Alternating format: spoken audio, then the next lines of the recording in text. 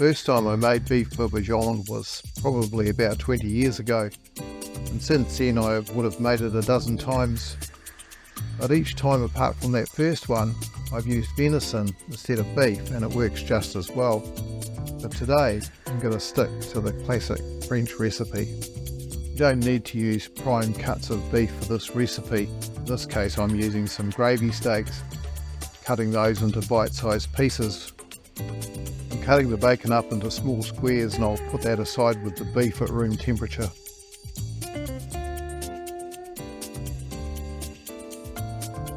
I tend to use fewer carrots and more mushrooms. These bite-sized pieces are good for the slow cooker.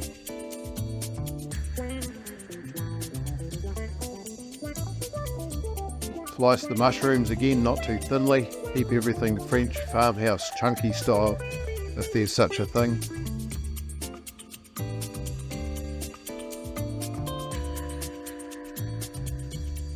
Some recipes use shallots, but I avoid these unless I can get really small ones.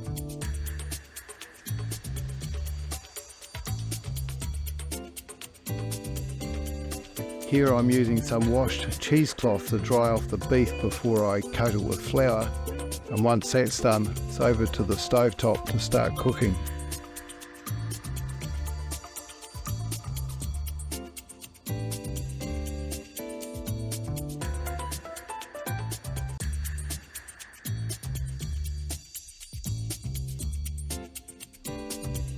Start by frying the bacon. I always use a little bit of brown sugar when I'm frying bacon. You only have to try it once to see why. It's an absolute game changer. You get this sweet caramelised glaze. It's delicious.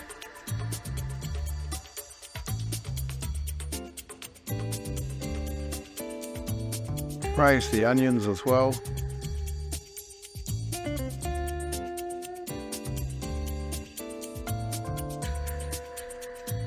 Can't help myself with that brown sugar.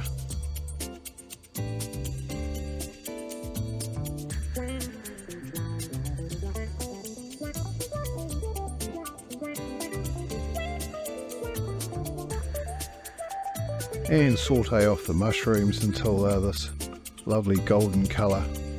Put them to one side.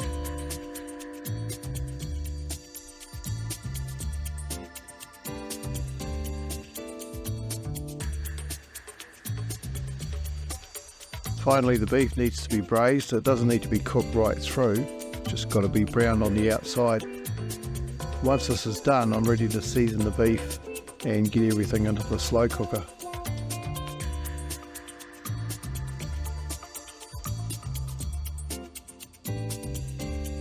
The trick here is to keep the pan hot, don't put too much in at once.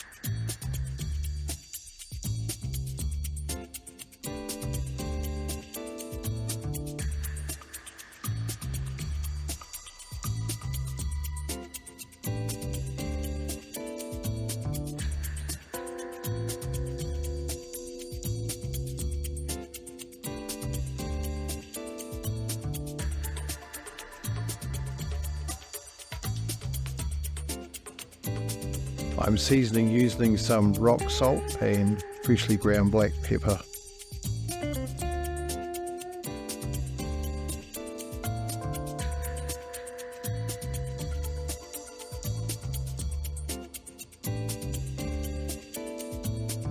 And now I'm adding the beef, bacon, carrots and the onions to the slow cooker. And add a tin of unflavoured diced tomato. Now I've got here a couple of bay leaves and some ground thyme. I often add juniper berries, and you can try different herbs and spices. Now I'm adding a ½ litre of beef stock,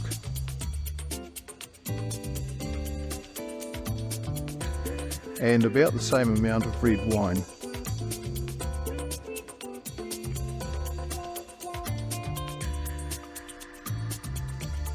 And I'm going to put this on low and smack the lid on and leave it to cook for about 4 hours.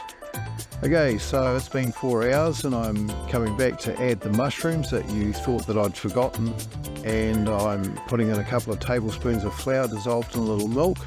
This will be a little bit of thickening. So any time after about 6 hours, dinner is ready, and I'm going to serve this with some buttery mashed potatoes and a glass of that leftover red wine. Thanks for watching, and if you enjoyed this content, please click like and subscribe to support this channel and be notified of new content when it drops exclusively right here on YouTube.